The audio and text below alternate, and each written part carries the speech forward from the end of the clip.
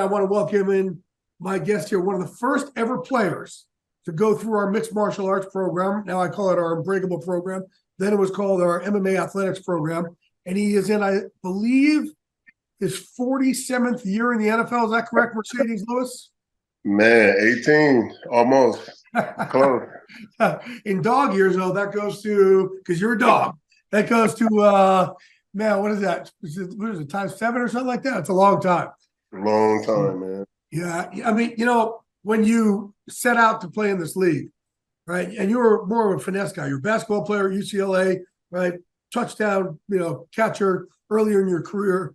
Did you make a conscious decision? And now you're a sniper. Now you have the best job in football, in my opinion. Now you sit there, you're basically a tackle who comes in, who can catch passes, and just lights up defensive ends when, man, whether they know it's coming or not. It's great. It's like a closer in baseball.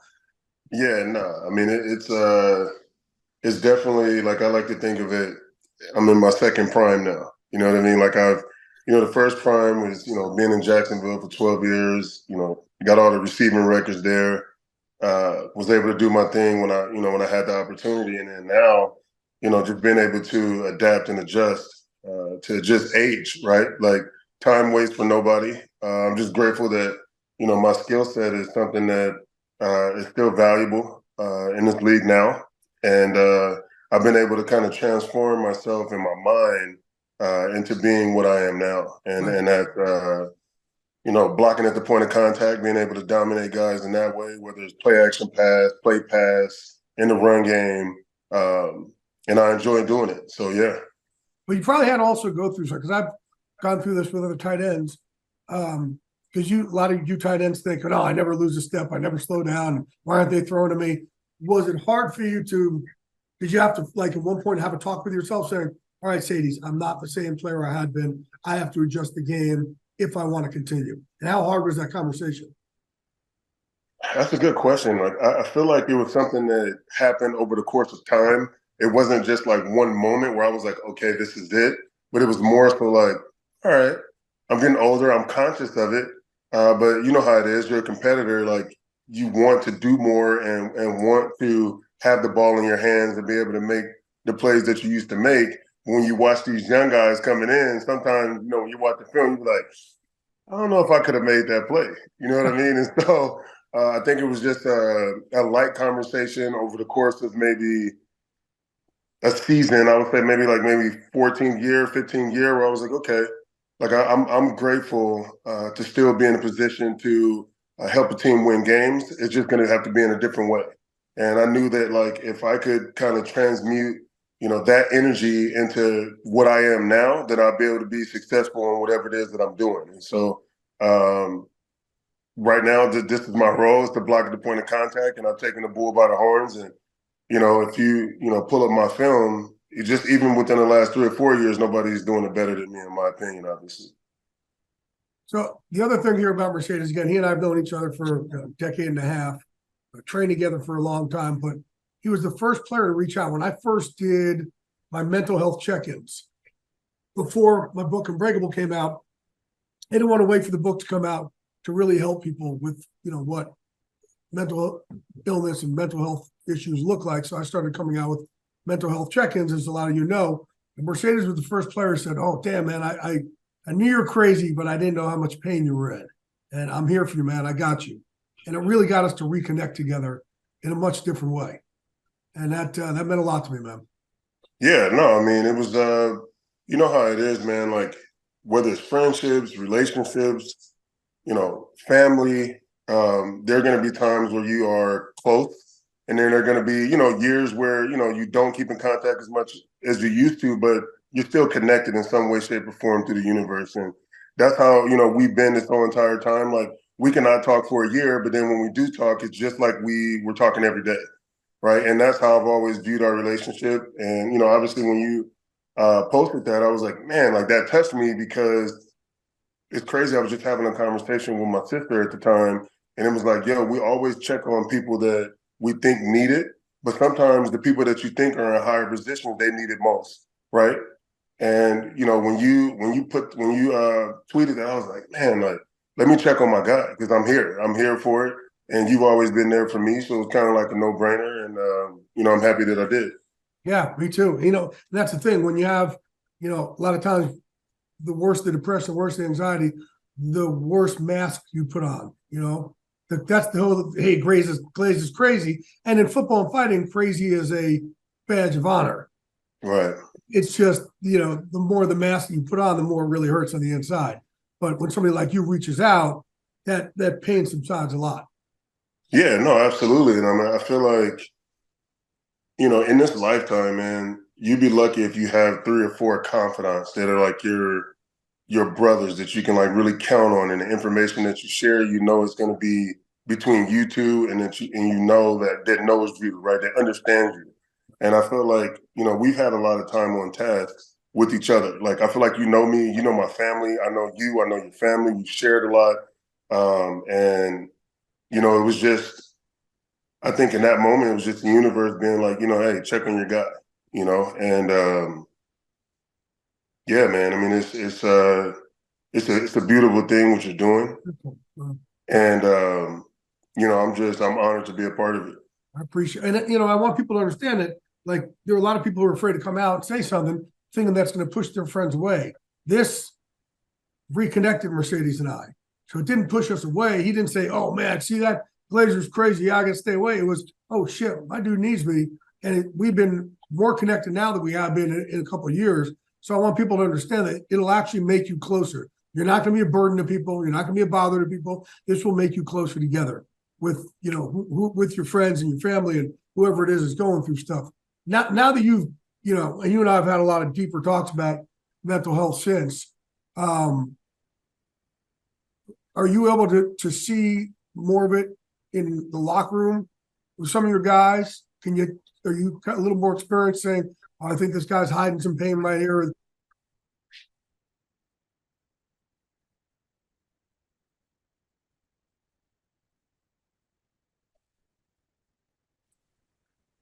You broke up. You broke up, Jay. Okay.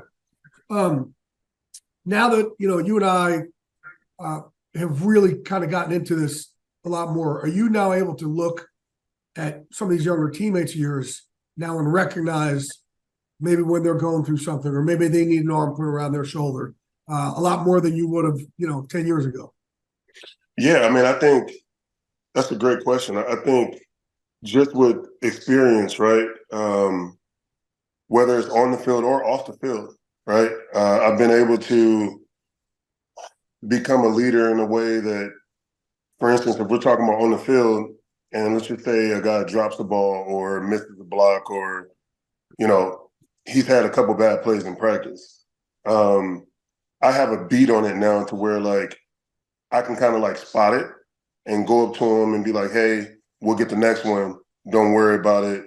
And let's keep going, right? Versus, when you're younger, it's like it's flying bullets, right? And you're worried about like your job and trying to do your thing perfect, right? Now, I mean, obviously I'm in my 18th year, we're not talking about technique anymore as far as like me doing my job. Now, for me, it's just like, with the install, with the game plan, and let me loose, right? And so because of that, I can kind of like be a big brother to the guys, to the younger guys. And so if we're talking about on the field, 100%. Off the field, like in the locker room, it's more so, it's kind of weird, right? Like we're all grown, we all have our own issues. We're all, in football, it's not like it's basketball where it's like 15, 16 guys in a locker room, and it could be a little, more closer. In football, it's like, 60-some guys in a locker room. And so it's hard to, really connect with everybody. But because I've seen a lot and been around a lot, I can kind of spot certain things. And I just make sure that I'm always open to my guys, right? Like every teammate that I have know that they can come to my locker and talk to me, right? Versus like, I get here to the Bears, I walk in, this is year 18. A lot of these guys have seen me play when they were in grade school, and they're nervous to come up and talk to me because I'm older and I've seen a lot, right? But I make sure that they know that, like, no matter what it is, like, this is what I'm here for, right? Not just to go to battle with you, every Sunday, sometimes Thursday and Monday, but like in this locker room, to kind of accelerate your growth off the field as well. And so I think it just all encompasses, mental health, finances, being able to tell people no, a whole bunch of things that I kind of like am a service to my guys for. So yeah, to answer your question. So Kelly Stafford just came out and said, man, her husband, Matthew Stafford, just can't connect with these young players, don't even know their names and all that stuff. But I've had friends also like Rondé Barber ended up having, and like Favre had their own locker rooms, like they didn't play video games, so they didn't connect. How much of a great divide is it between a guy like you and your, what do we say you're in, your 19th year? 18. 18 and them, and is it more of a struggle for you to connect with them or for them to connect with you? What do you do? That's a great question.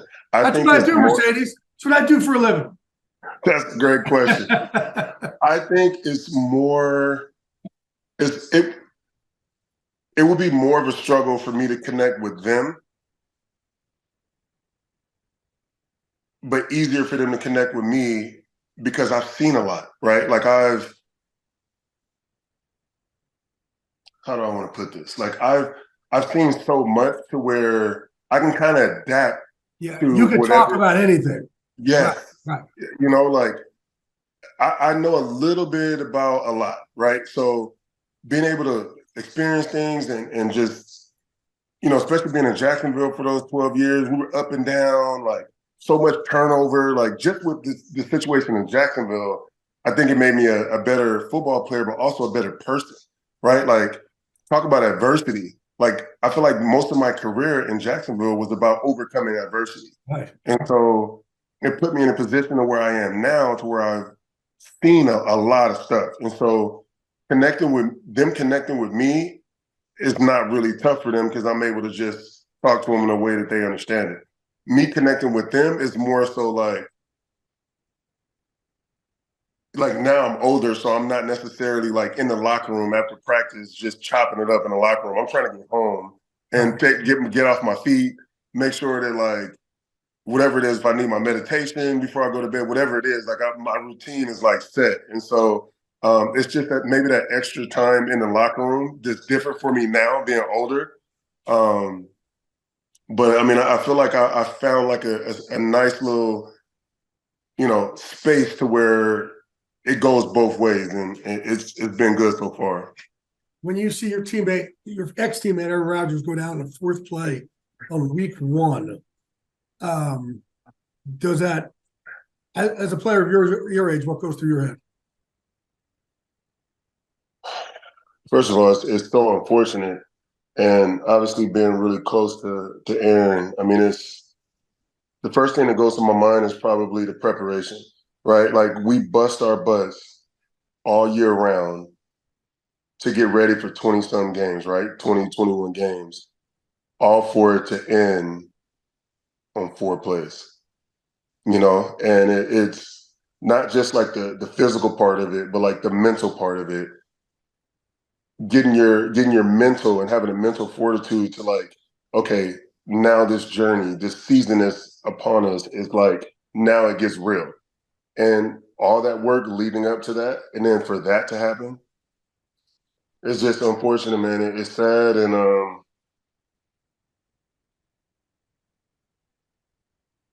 it's just disappointing. Yeah, dude, it's like fighters, you get 10-week camps, you cut all this weight, you do all this stuff, and all of a sudden, then you get knocked out in 36 seconds. It's like, oh man, it's brutal. Yo, that's so funny that you said that because I remember a conversation we were having. It was after, I want to say it was maybe like 2012, and it was like, I want to say Clay Matthews was still in there, and we were pummeling or whatever, like we were wrestling, right? We just get finished. We're off to the sides. Me, you, Chuck Liddell, Randy Couture. We're like sitting over by the octagon chilling. And I was like, man, it's so wild that like you can have a 10-week camp, whether you have a nutritionist, all the mental coaches, everything that you bring in to make sure your camp is successful, and you get caught, right? And you get knocked out. Awesome. Yep. And it's like there's nothing you could do about that. You know what I mean? Like you can train as hard. You could train 3 times a day for 10 weeks, and still that could happen. Yeah. And then it's like the aftermath of it. It's like now you're questioning yourself. Oh, Did you yeah. do the right things? Did you not do enough? Then you got to pay your coaches. You got to pay your nutrition. Like it's just a lot that goes into it, you know? Like a Ben Askren who had 4 seconds with, Jorge Masvidal, you put all that time and he grinds his butt off in camp. And then, you're not eating because you got to make sure you're making weight and you're not doing all the other stuff. You're not really living life during fight camp. It's the same thing, here with Aaron. I always try and tell team trainers also and coaches, when they always say to a player, who's hurt, who's done for the year, how you doing? And, hey, man, you doing okay? I want them to step back and go, no, like, really, how are you doing, man? This got to be tough for you. I want to make sure you're doing good between the ears.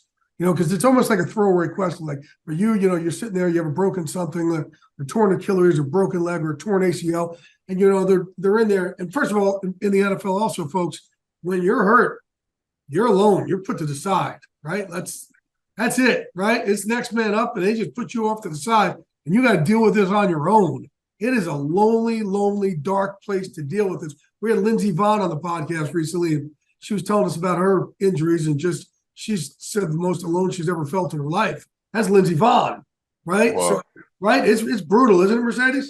Yeah. So like that's a very good point. And I think that like when you get injured, that road back, like knock on wood, like I've never had to have surgery. I've never had any, major injuries, but like even when I've like strained my calf, right? Like I've had a strained calf. I've had a high ankle sprain my rookie year, and I strained my hamstring in like 2010, right? Like even that, right? Nothing crazy, didn't need surgery, but like you're like second guessing yourself, right? Like, how is this happening to me? I'm hydrated. I work my butt off.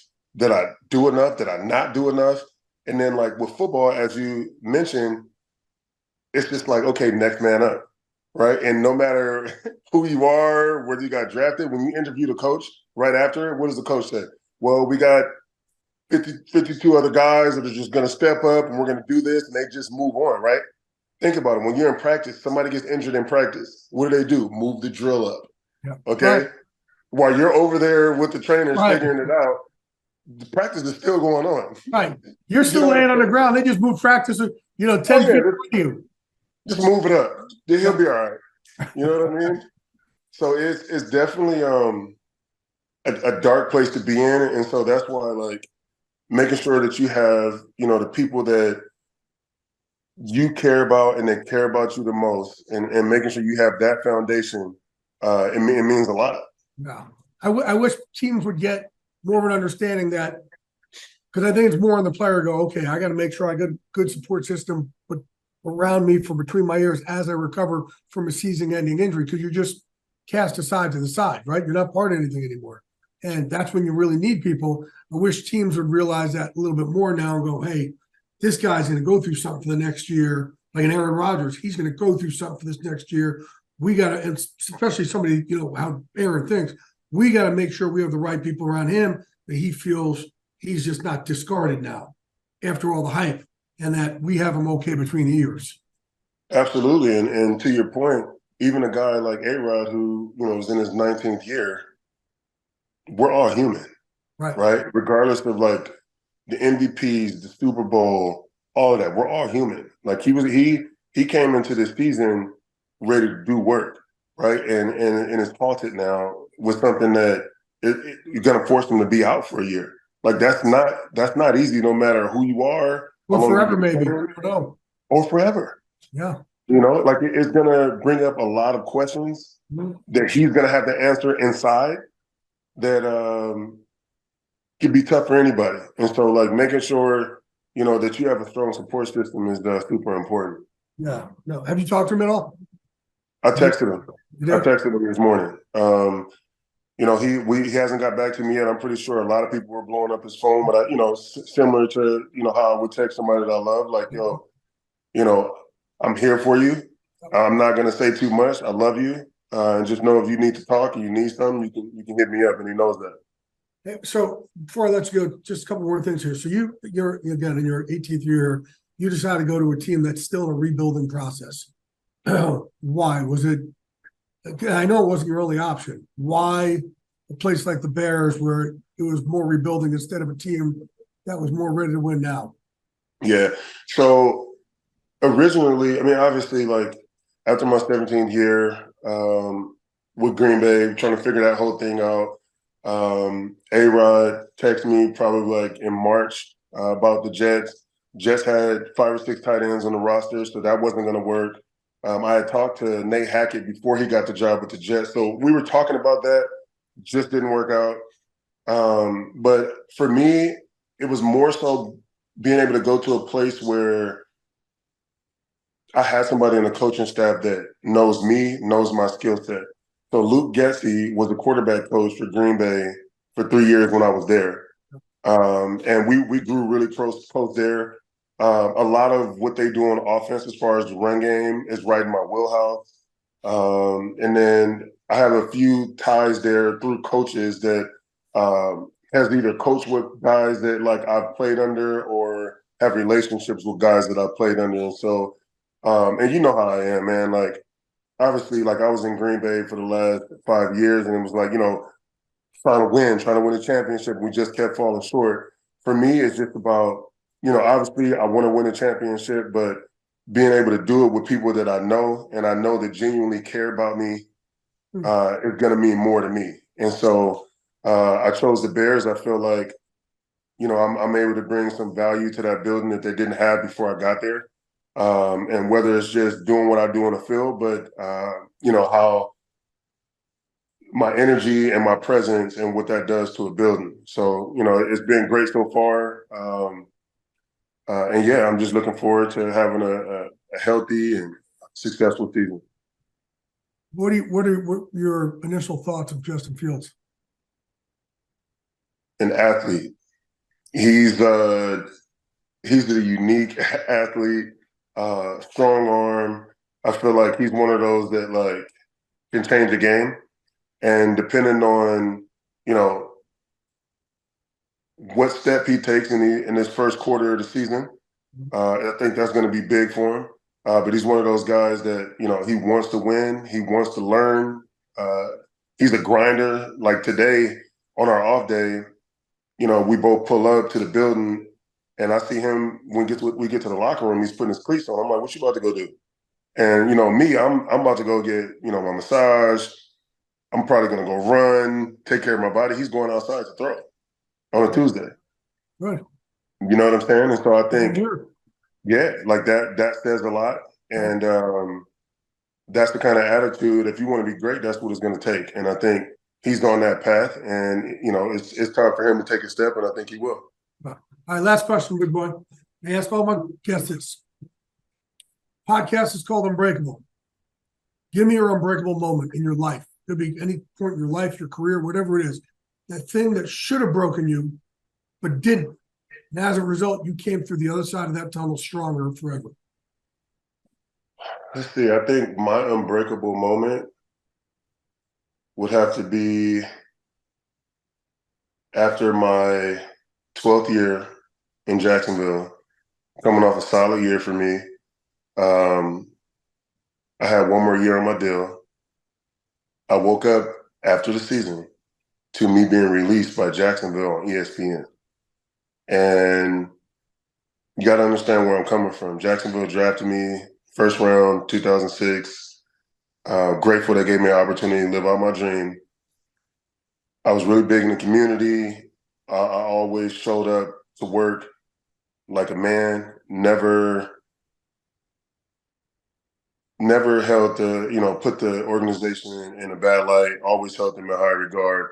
And I felt like in that moment, I deserved at least a phone call before it happened, or at least a text message before it happened. I woke up to 10 missed calls from my agent. And like, you can imagine, like, I'm just like, what? Bus never calls me like this. Like, what's going on? So even before I even text Bus back, I turned on the TV because I got this weird feeling in my gut. And it was like going across the ticker, like, yeah, Jacksonville Jaguars released Marcedes Lewis. We hadn't had a talk, nothing. And after that situation, I'm at home trying to figure out, like, I'm in shock, right? Like, I remember like that day not leaving the house. Like, that was the first time that I'd ever experienced that side of the business and it happening to me. And so there was a lot of thoughts that went to my mind, like, should I retire? Do I still want to do this? Just going back and forth with myself. And I remember I called my mom and my mom was like, well, how do you feel? I said, I feel good. She said, well, do you feel like you still have it in you to be able to help a team win? I said, yeah. She's like, well, what are you even thinking about retiring for? Like, why? This is your dream. Like, still, you can still get after it. And I think in that moment, after that conversation, it kind of gave me like a boost to be like, you know what? I'm gonna go prove that I can still do it. And here I am now in year 18, 6 years later. I mean, it's definitely been a blessing. It was definitely two doors, at that time that I could have took, and I'm glad that I took this one. So now here I am with the record for most seasons for a tight end in NFL history, and for a guy that was born in the inner city in Long Beach, California, when I couldn't even see this far. I just wanted to be the best in my hood at that time. To be in this moment right now has just been a blessing for me. Brother, I appreciate you. You've been a blessing for me, man, especially when you reached out that day. So glad we reconnected. The only thing I'm not glad we reconnected about is, hey, folks, you all have a friend that does this, right? Where you go out to dinner and then the bill comes out, it's like $500. He's like, oh, I forgot my wallet. You all have a friend like that, right? Yeah. I have a friend like that too. He's sitting across from me right now. That's I had to put you out there. I had to put you out there. I Oh, got you next time. just forgot my wallet here at Soho House. Oh, gee, I only have 9 pockets. Oh, okay. I'll get it next time. And there has been no next time. I got you next time. All right, Marcedes, I love you, brother. Marcedes Lewis. Thank you, my friend. All right, bro. All right, baby. Love you.